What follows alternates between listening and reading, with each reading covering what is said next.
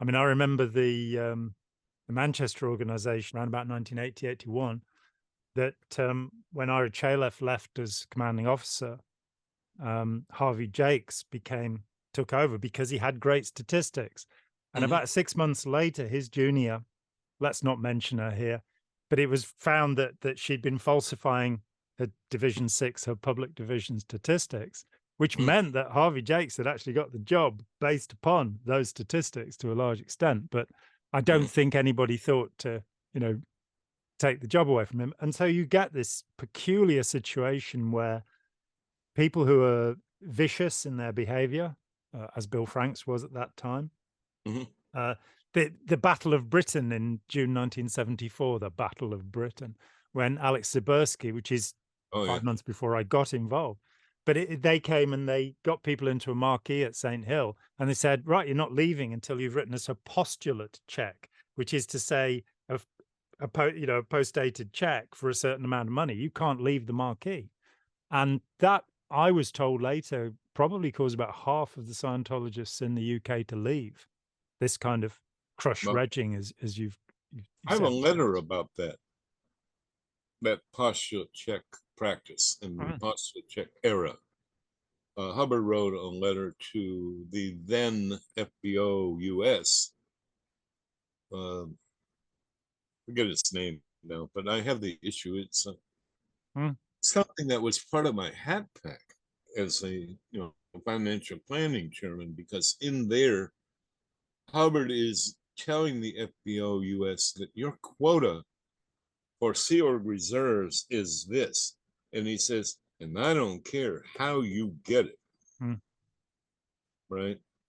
And he talks about how staff pay is secondary. The most important thing is Sea Org reserves. And that totally aligns with a policy in the management series where Hubbard's talking about FP necessities.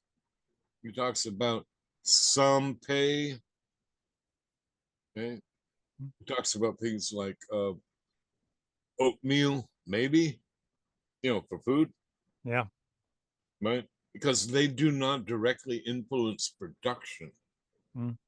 Right? This is his so-called bean theory.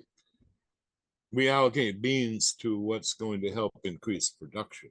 Like, you talk about things like clay for the academy, for clay table training. Yeah. Sure.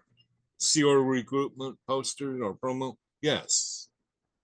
These are automatic, you don't even question that. But pay, maybe. Is what he's saying.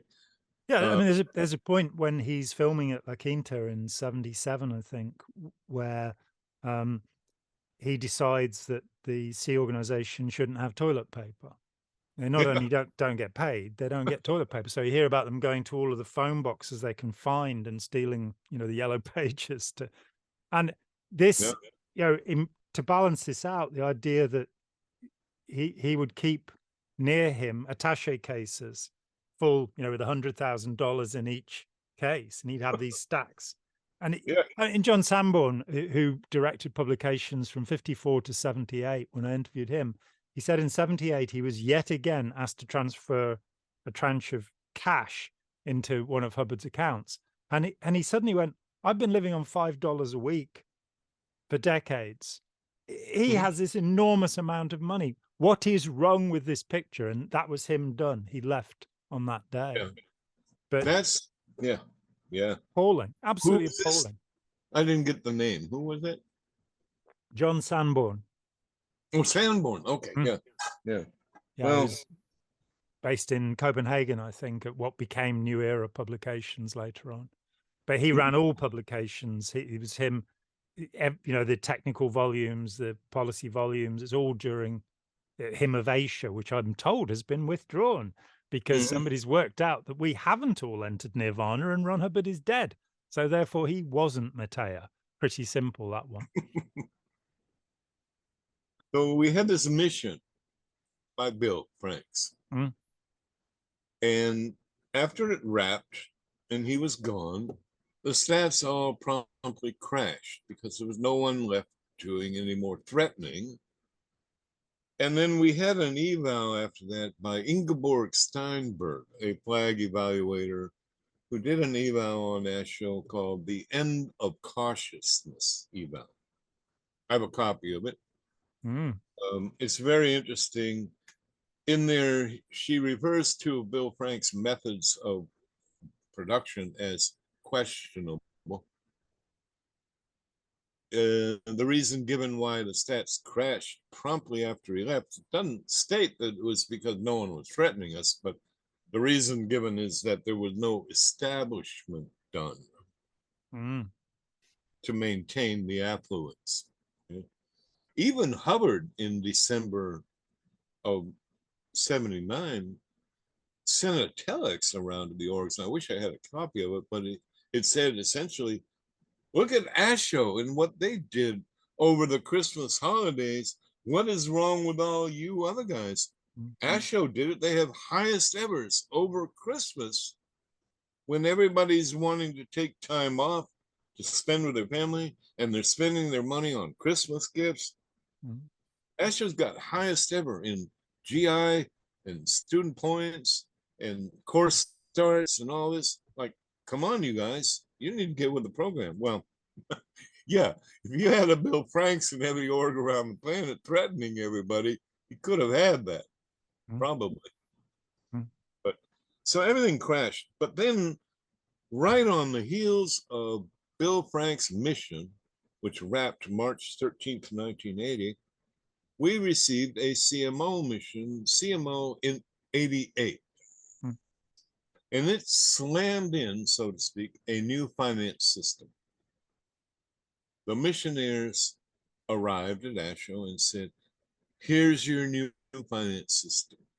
And all of us execs, and I do mean all, from the commanding officer, flag rep, FBO, LRH com, chief officer, supercargo, all the division heads, we looked at that and went, that's Squirrel.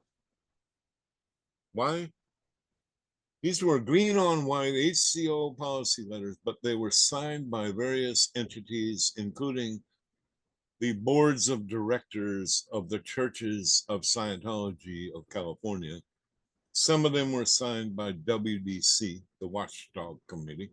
And by the way, we were all wondering, who is that?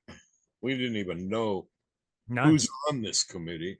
No one could tell us or would. This would be when Diane Vogadin was running that. Who's a wonderful person, and what a horrible job that Hubbard had decided to appoint 14 members of his Commodore's messenger organization, so largely teenagers, people who are pretty young, and they were the governing body of Scientology. Though of course Hubbard, there was all this. You mentioned Hubbard advice earlier, because Hubbard, they were desperate to conceal his direction of Scientology, which was absolute and tyrannical. So Dede was put in place, and then below the Watchdog Committee, you had the Executive Director International, and we had the idea that he had some say, and we had the President of the Church of Scientology, Heber Jensch. We had the idea that he had some say, but in fact, Hubbard would tell Dede what to do. Dede would tell the committee, and down it trickled. But yes, they came out of nowhere. None of us knew who the Watchdog Committee were or what they were meant to represent. We certainly didn't know, and no one was telling us either. And besides the boards of directors and WDC, one issue was even authored by Lyman Spurlock, a CPA, Sea Org member. And we looked at that and we said, this is Squirrel. We're not going to do it.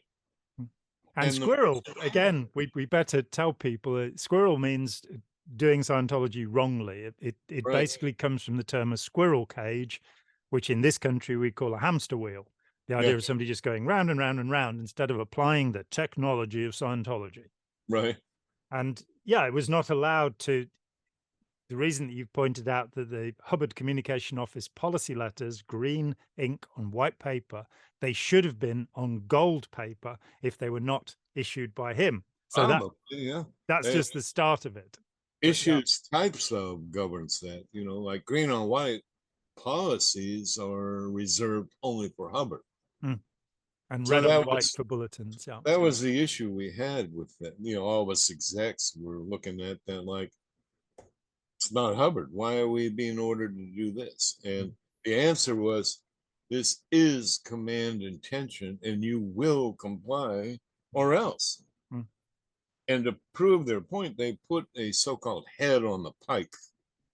They made an example of a man over at Los Angeles org named Marty.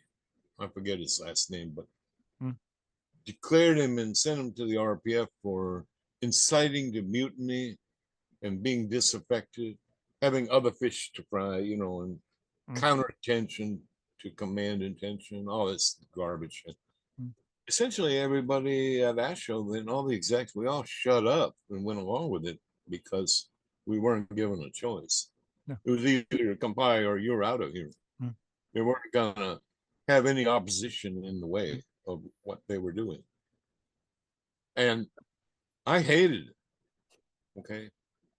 Absolutely. And why is because by then I had become trained in virtually every finance course that there is for my job and related. Like I had done first an instant hat, a brief course, training me to do my course, my post duties.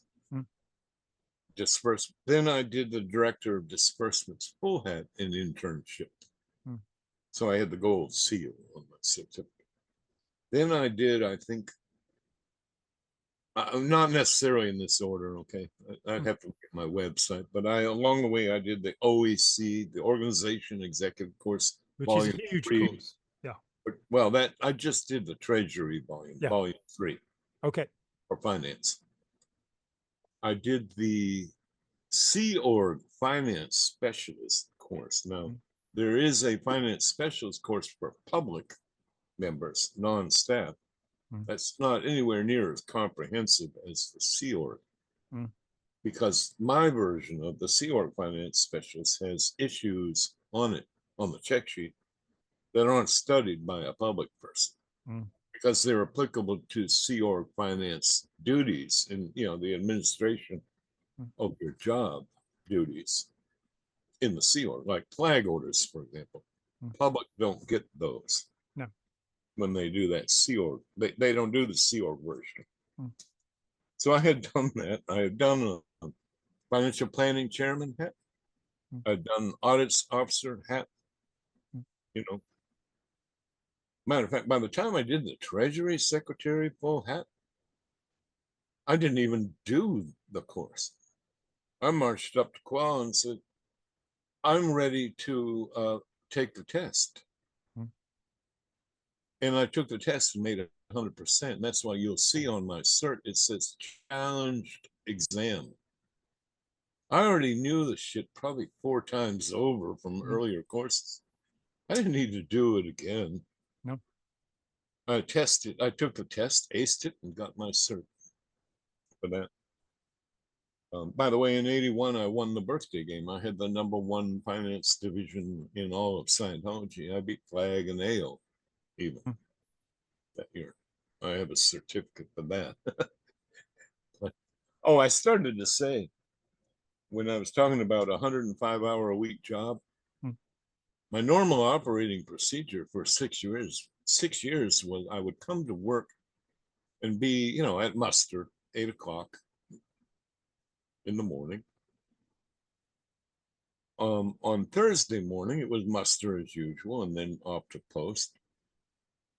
And most people get off by 10:30. Either they knocked off their post or they got done with study or whatever, enhancement they call it, auditing or study time. And they go home. But not me. Thursday night was financial planning. And that would go on to the wee hours of the morning, typically. And then right after we were done with that, I had a pretty good idea that what was going to be approved. So I would go to my office and start writing checks to pay the bills based on the financial planning for the coming week that had just begun, right? Yeah. And I would work straight through Friday, all night Thursday night. I report to muster at 8 o'clock Friday morning. But I've been on my post all night, literally, never got any sleep. Worked through the day. Finally, in the late afternoon, usually financial planning would be approved by the command. It would go to from advisory council to the executive council to the FBO to the assistant guardian for finance. And if they all approved, then it would come back to me to activate it, meaning set the week plan in force and write all the checks, pay the bills and the payroll and all, whatever. The directive, the financial planning executive directive said, here's what you're going to spend your money on this week. That was me. I wrote all the checks for the book account, the main account, the reserve account, the FSM commission account, the service completion award account. And I know I'm forgetting something here, but and then I set off to writing all these 300 payroll vouchers. And by the way, that was a trip in and of itself, because you had staff at various points in time either making $10 a week plus maybe a small bonus, or half pay, or $2, or whatever it was. We'd have cut pay a lot, or we wouldn't get full pay, sometimes even no pay. But, the Regis, they'd get their bonuses.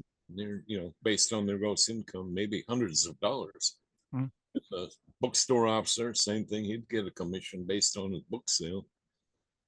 Those guys aren't eating rice and beans. They're going out to the food truck and eating whatever, like kings, unless peons or maybe nothing.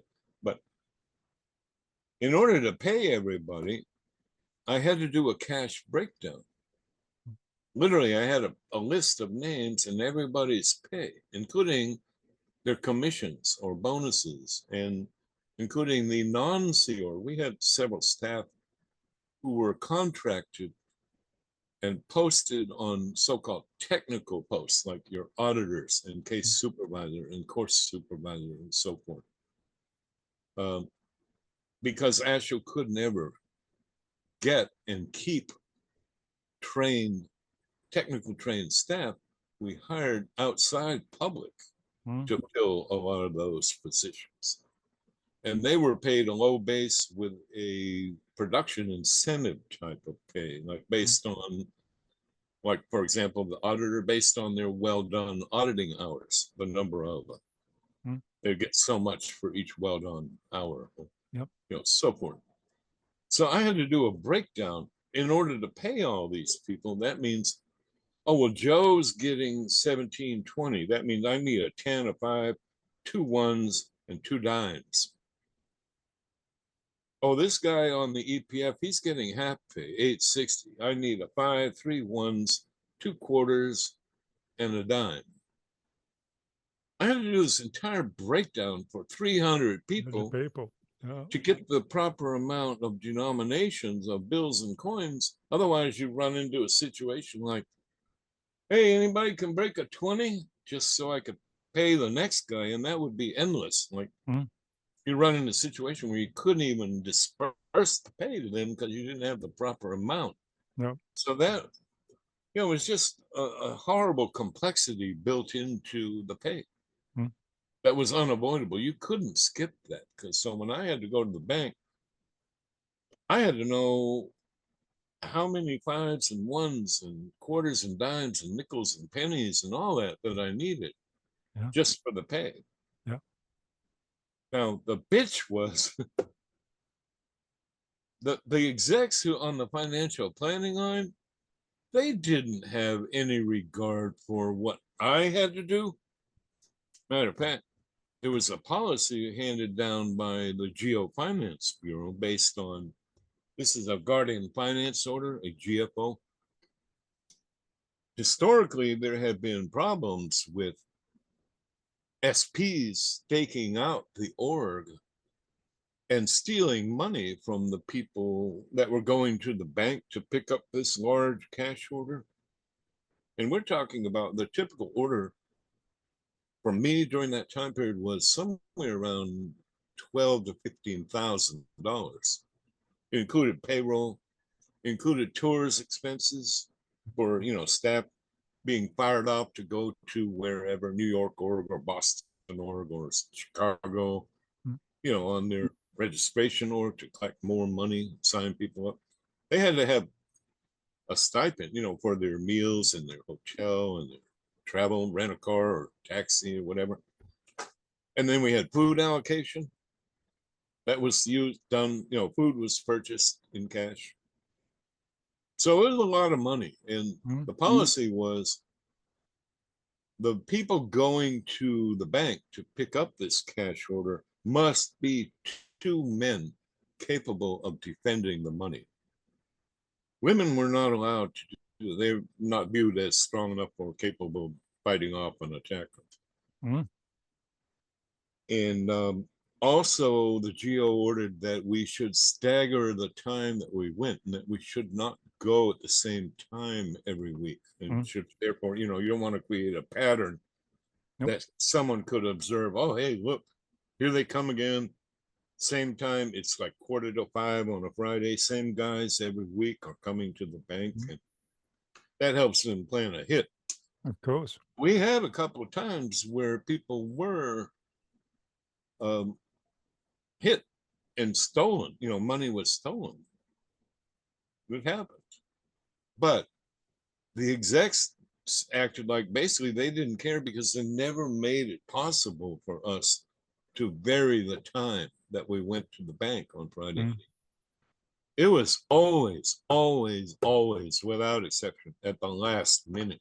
It was horrifying because we would make a mad dash from New York downtown LA, a few miles on my boss's or my friend's motorcycle, with me a passenger on the back, and my boss flying down the Hollywood freeway in between the cars, which are bumper to bumper on Friday.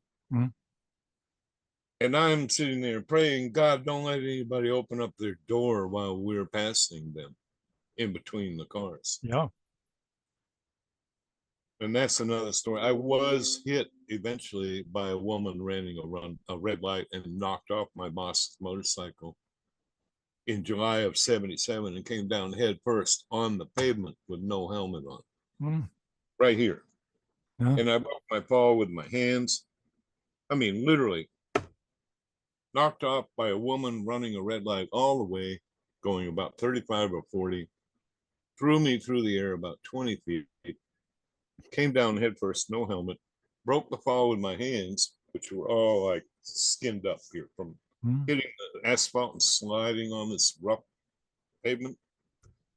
And it pushed my wire rim frame of my glasses up into my eye socket and cut me across here too. A real lucky it didn't hurt my eye. Yeah. But I have had chronic back pain for 46 years now because of that accident. I've never been the same. I suffer from lower back pain, especially on my right side. Yeah. Because of that. But it was horrible because we were always getting to the bank at the last possible minute and sometimes even late after 5. And we would have to beg them to unlock the door and let us in. Yeah. And it, to me, was just such a what they call out PR. It was bad example for a Scientologist to set, to do that. And it happened more than once. And I always just felt like they probably feel like we're a bunch of assholes to do this. Like, why can't these guys, these Scientologists, get it together and come before closing? So it was like, that was bad. But like I said, we didn't have a choice about, we had to wait till the financial planning was all approved by everybody. Then we could go to the bank. But I hated that. Yeah. And so I would go to work, during that time period for 6 years. I'd start 8 o'clock every morning like I always did. But I would, because of how much work I had on my plate to do, including all the checks and all the pay for all those steps. I would work straight through till roughly midnight Friday night, having started Thursday morning at 8 o'clock. Yeah. If you do the math, that's a 16-hour day Thursday from 8 a.m. till midnight. And then Friday from midnight till midnight, that's another 24. 16 and 24, it's 40 hours. That's my normal schedule just for those 2 days out of the week for 6 years. And by the time I left, I was exhausted. I was burned out. Seriously, I slept about a week. I finally left the Sea Org in '83. I was just so tired and run down. Yeah. I my wife at the time said, Mark, you need to get up and go get a job because we were dirt poor. Okay, it's true. We had nothing. Okay, that's another story another day. But yeah. Okay, so '79, we had this stupid mission, slam in a finance policy. And not only did I talk about, why it was squirrel to us, because there weren't even legitimate green on white issues, but they contradicted existing Hubbard policies that had come out, like, for example, LRHED in '79 and HCO policy letter PES account in volume 6. That's the one that says, in a Sea Org, we spend a minimum of 20% of the corrected gross income on promotion.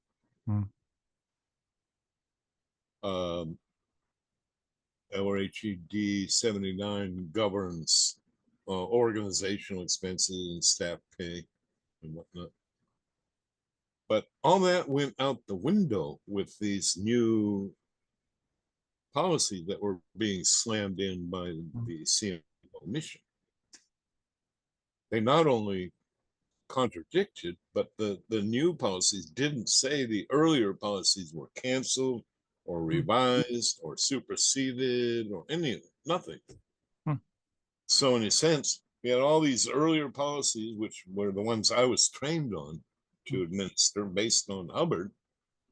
And now we have this new set by these unknown entities, like who's WBC and so forth. And why are we doing this? It's not even Hubbard. Well, what it did was it changed the financial planning allocation drastically, because the push became, beginning in March of '80, the end of March, again, right on the heels of when Bill Frank's mission wrapped, we got this new mission slamming in the finance system. And the reasoning was basically the orgs, you guys, you're out exchange.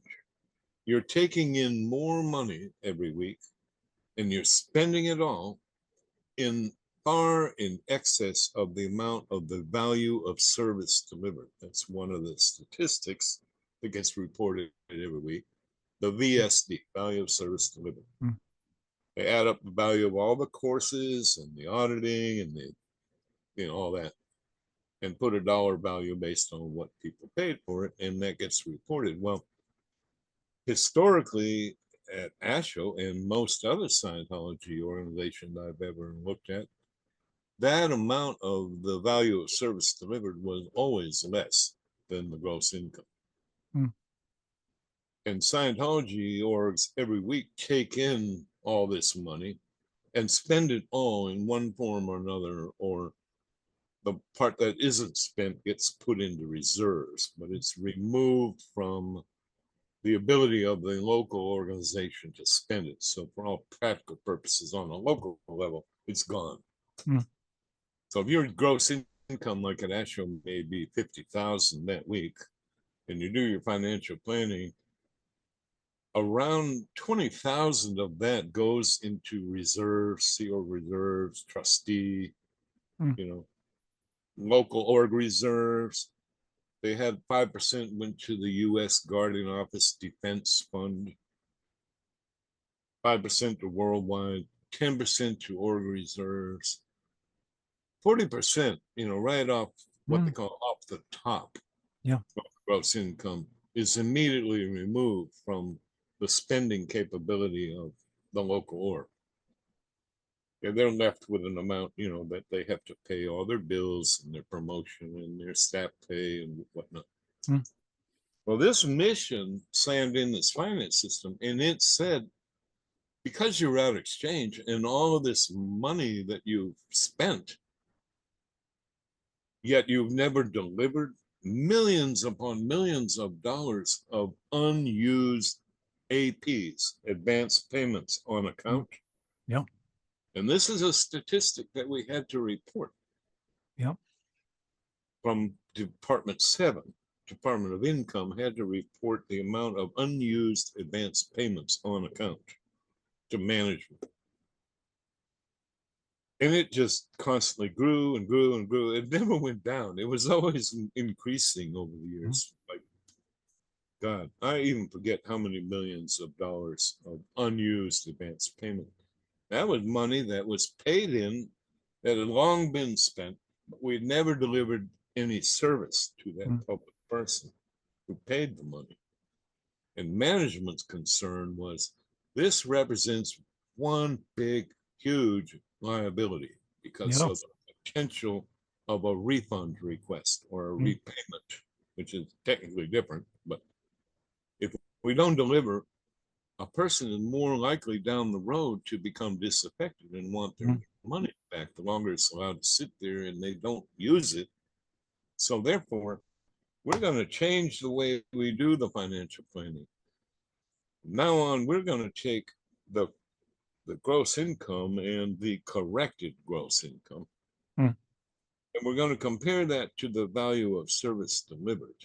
And whichever is the lower of the two, which for all practical purposes, they should have just said, well, we're going to base it on the VSD, because it was always lower every single week without exception. And that's going to be, we're going to take that number, and of that, we're going to take 20% of that and double it. So 40% of the VSD, and that is your so-called financial planning sum. That's about you get to spend. Well, essentially, I think we ended up getting somewhere in the neighborhood of about 1/3 of the amount of money under this new system that we had previously had to pay everything, including the rent. The mortgage. Asheville had a mortgage, but then later, money went to Cedars Estates for our share of the building.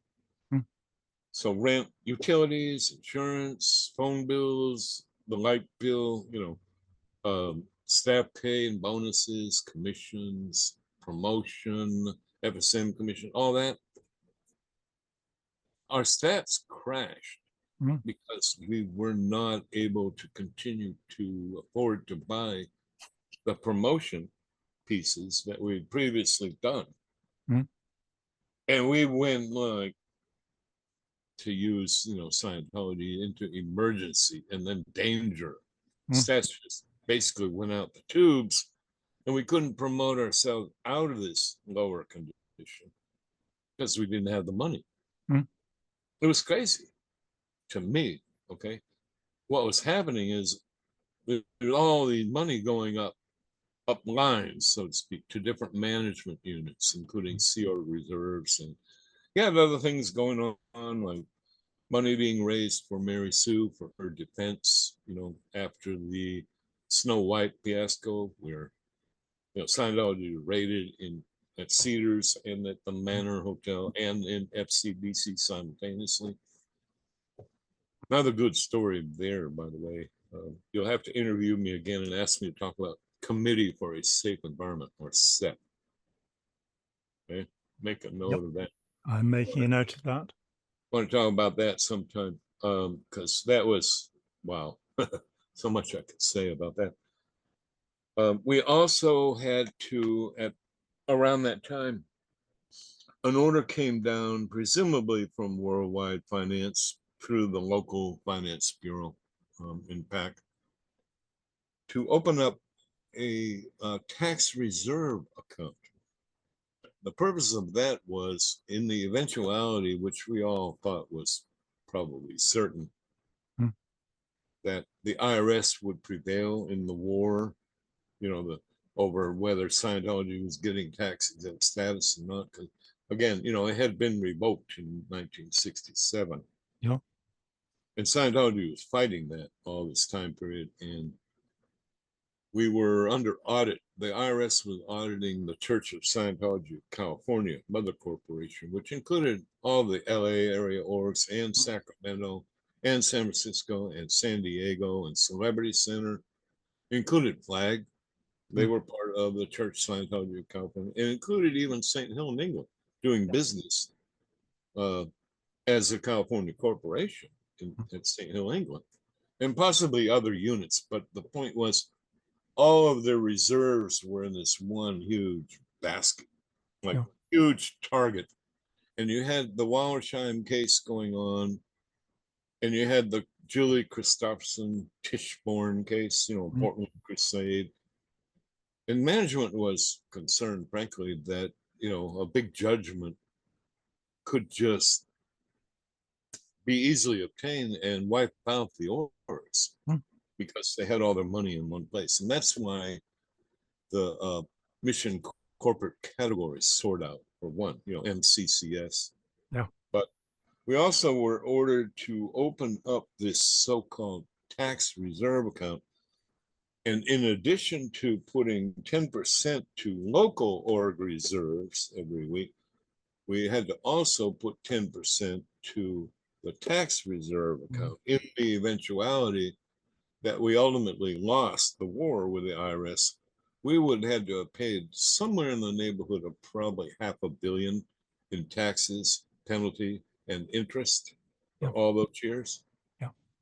Now, the case going on at the time was the Church of Scientology of California for the years 1970, 71, and 72, 3 years. And I was called in and pressed into service by the Guardian Office as one of the staff who worked on the so-called Defensible Records Project. And the reason for that was, at one point, the CPA USGO, Martin Greenberg, who was also Hubbard's personal tax man, had tried a stupid tactic with the IRS, a fair game type of thing, where he essentially thumbed his nose at the IRS. And this is something I heard from him. It's not something I'm making up. Okay? But this project was run on a basement room next to the AOLA, the Advanced Organization in Los Angeles, on it was North Verendo Street at the time. It's over on Hubbard Way now, where AOLA is located, 1306. Yeah. Next door, there was 1308, and there was a basement room where all these records from those 3 years were taken, like a massive amount of paperwork, because we're talking about all the invoices, the income tax, 3 years for every organization under the Church of Scientology of California. AO, ASHO, LAOR, Asher Day, Asher Foundation, AO, LAOR, Celebrity Center, San Francisco, San Diego, Sacramento, Fresno, there were all these different orgs in California, Flag, St. Hill, England, and the Apollo even records. That was part of the Church of Scientology of California for those.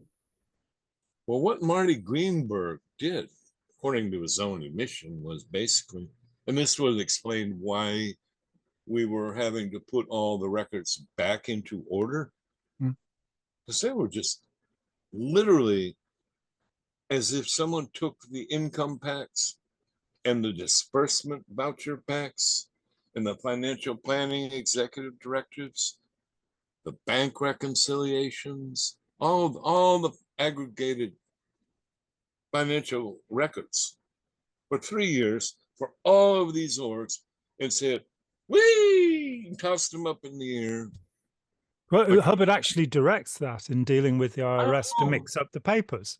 I don't know if he did, but I certainly know that Marty Greenberg admitted participating in that. Why his haha was, oh, so you want records?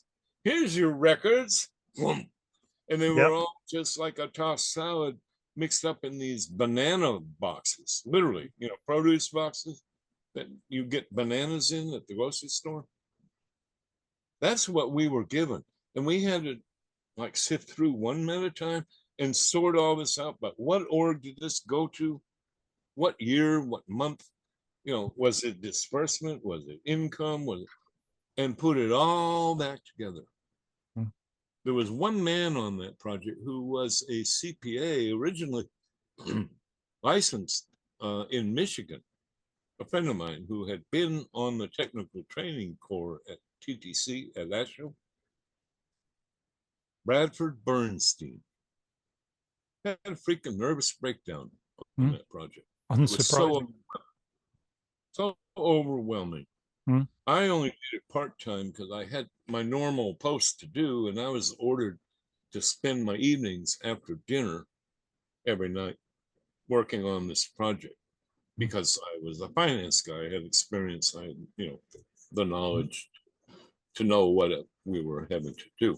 But Brad broke down and was removed from the project. Now, I mention that because I guess to illustrate the magnitude of this like pressure we were under and how messed up. I remember making a naive comment back then, like we're talking 45 years ago now, like, wow, how could these records, this was initially, how could these records be so messed up when Hubbard was on the Apollo during these years? How could this have been allowed?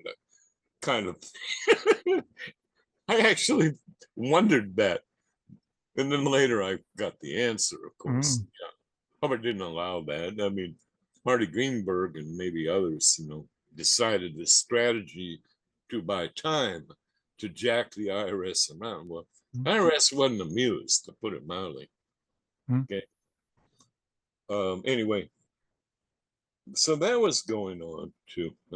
I'm getting far afield about why I ultimately left. The simple answer is a lot of bullshit, a lot of broken promises to me. And what was the very last part of that? The last few weeks that led you to? Yeah, they slammed in this finance system in March of '80. And I was Treasury Sec at the time, holding Department 8 and 9 from above and totally overwhelmed. But I worked the amount of hours necessary to get everything done. Matter of fact, during that time period, I had CS3, Commodore Staff Aide for Division 3, come in my office unannounced one day, a surprise visit to my office at the complex, their Treasury, to do an inspection on my area. And she was blown away. Her comment was, your files, your organization, your desk, your impeccable. She didn't have a single criticism of me and my job, my administration and my duty. I mean, I'm bragging here, but yeah, I did my job the way it was supposed to be done without supervision. Matter of fact, I blew off the freaking chief officer, Alan Grondin, but he came into my office during that time period, said, Mark, I need you to report power on the cash bill statistic for that particular week. And I said, no, it's not power. I already did work up my stats and I'm in affluence. I'm sorry. That's 3 points under the birthday game for you, not 6. Because the chief officer's statistic is based on division, 3, 4, 5, and 6, or whatever, right? Yep. So Alan Grondin, the chief officer, tell me, falsify your stat. And he even said, and figure out the admin later. And I'm thinking, how nuts is that? And I told him, I said, no, the admin's already done I did the bank reconciliation. I've added up all the bills. It is what it is. There is no other. It's almost like Trump ordering, find me so-and-so votes to make me the president. Yep. Same kind of bullshit. And I don't know, fuck off. Literally, I'm not doing it. It's an illegal order. You can do whatever you want or think you can do to me, but I'm not doing that. Shortly after that, he blew staff with a married woman who was in Div 6, Jane Burtonow, who was married to another Div 6 staff member, Bill. So this guy blew with them. They're still in. They live up in New Hampshire now, and I've seen them big write-up about what nice patrons they are to the Boston org. That's them. I came to look at several of these OTs, if you will, and he was one, Alan Grondin, Kenny Shapiro, the reg that assaulted me and was doing unethical thing, and others. Like, if that is what OT is about, I don't want it. Seriously, as a Sea Org member and a Scientologist, I thought, no, this doesn't work. Look at the products. Okay. I knew OT5 that thought it was okay to lie and cheat and steal from WOGs because he could get away with it. And a WOG is a non-Scientologist, where you have to be quite careful in the UK about the use of that word because it's the N word here. Yeah. But it means a non-Scientologist, the word that Hubbard assigned. Yeah. Yeah. He was an OT5. He was an enlightened being. And he was spending all his money on Scientology services. And that's another thing. Even after I left Scientology, I was working for a business owned by a couple who were Scientologists, OT5s.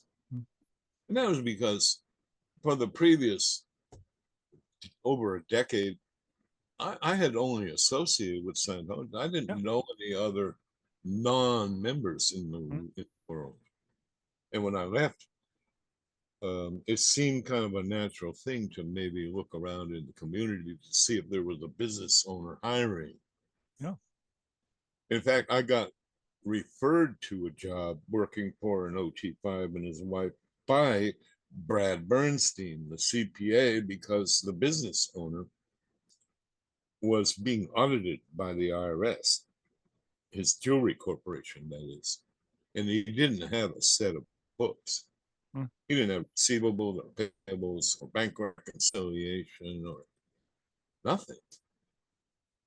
And so I got hired on the recommendation of this Brad Bernstein guy because he knew of my expertise and my ability to do standard finance policy. I was a known upstart, but a good guy in the Scientology community in LA. And by the time I got it all put together, this man was like, no, I'm not going to file that.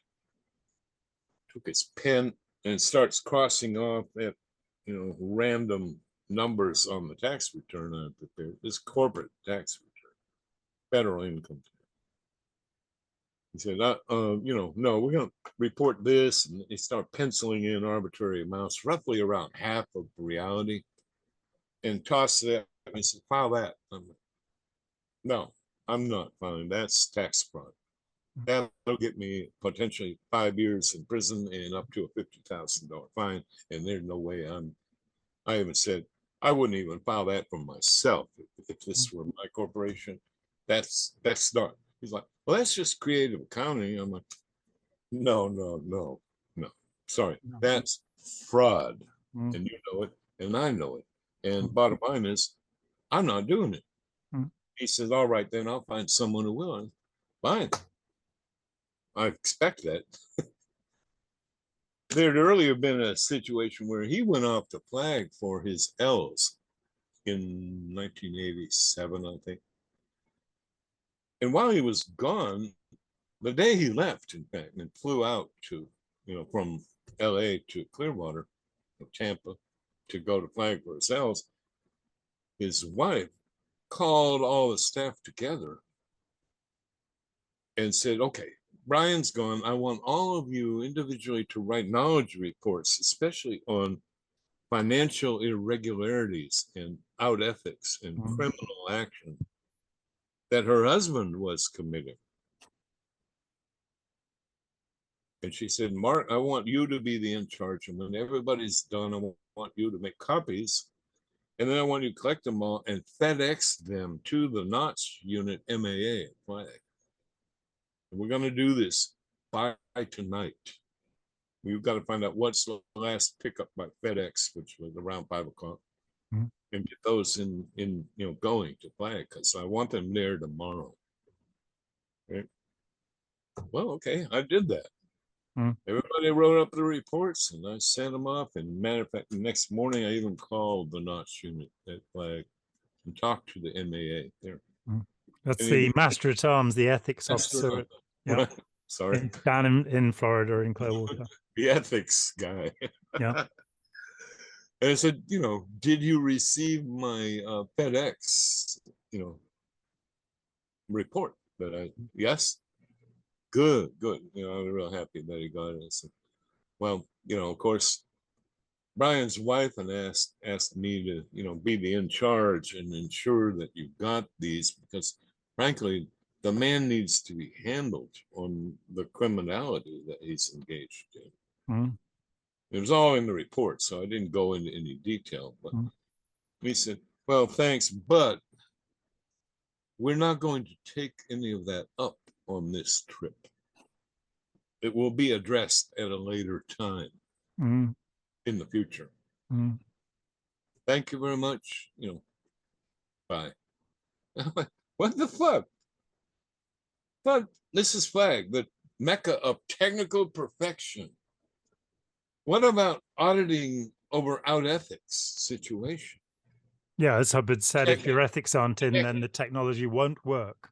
Tech can't go in if you're out ethics and all this brouhaha. So, that was just another thing along the road. But by then I was actually already out of Scientology, but that just solidified my decision as being the correct one, because if this is what OTs do to commit tax fraud, he was to instruct me to lie to his salespeople and tell them your commission check is in the mail when it wasn't. And then when finally he'd get it in the mail and they'd bank it and deposit it, it would bounce. And they'd call up upset. And I had to deal with that. Because the guy was kiting checks. Why? He was spending all his freaking money on services at Flag and whatnot. And bleeding the business dry, like corporate theft. And eventually declared bankruptcy, of course, and got away with it. Because it's his corporation. It's not him personally. It's another person, a corporate body, right? Legalized theft, I call it. So, yeah, I mean, I've seen a few cases of this over the decades, where somebody's paid a large amount of money to Scientology, and it's there as an advance payment. They haven't taken the service for it.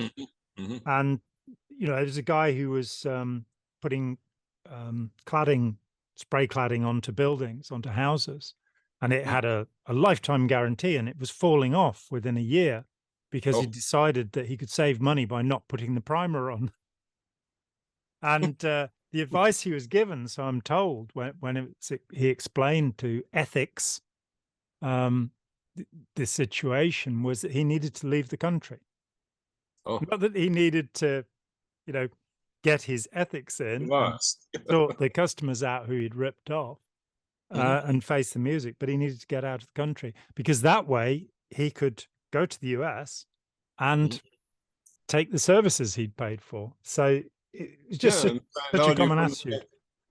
No potential refund by Scientology to give the money back to the man to satisfy the demands of the unhappy clients, who probably were. That was one of one of the legal cases I worked on over the years was the Slatkin fraud case, the Ponzi scheme here in the U.S., perpetrated by a man named Reed Slatkin. He was a Scientology minister and an OT that were running a Ponzi scheme. And at that time, it was the largest Ponzi scheme in the history of the United States. I worked on that case with the trustee, Todd Nielsen, because he bilked a whole lot of people out of their money. Absolutely. I think we've been going for a while here. You've given me a tremendous amount of material. And almost 1 o'clock here. Yeah, like well, 3 hours. Something like, yeah.